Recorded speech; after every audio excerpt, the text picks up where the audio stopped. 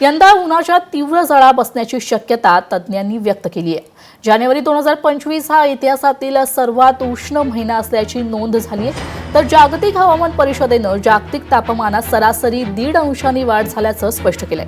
चंद्रपूरसाठी March, April, मे महिने अधिक उष्णतेचे असतात।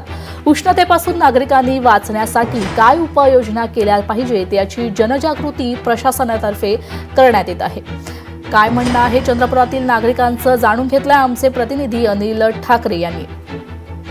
चंद्रपूर शहराचं तापमान नवा नाही, मात्र यंदाचं जे तापमान आहे ते फरवरीपासूनच सुरू झालेलं आहे। त्याच्यामुळे चंद्रपूरकरांची लाईलाई होते। याच अनुषंगाने आपल्यासोबत बोलण्यासाठी काही नागरिक आहेत शहरातील। तो काय सांगाल, चंद्रपूर शहराचं तापमान आहे मार्चच्या पहिल्याच दिवसापासून सुरुवात झालेली आहे। सध्या तर सुरुवात झालेली आहे, पण आता ही सुरुवात कुठपर्यंत घेऊन जाईल हा विषय आहे।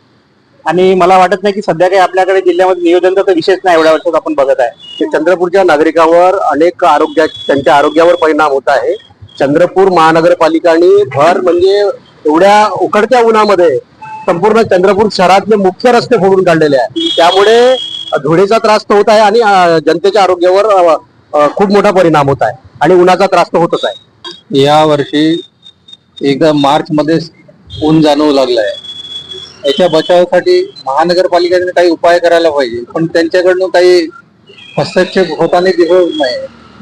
त्याच्यावरती महानगरपालिकेने एखादी मीटिंग घेऊन काय उपाय करता येईल ते सुचवायला पाहिजे लोकांना। अनिल ठाकरे, लोकशाही मराठी। लोकशाही मराठी ऐका, पहा, जागरूक रहा।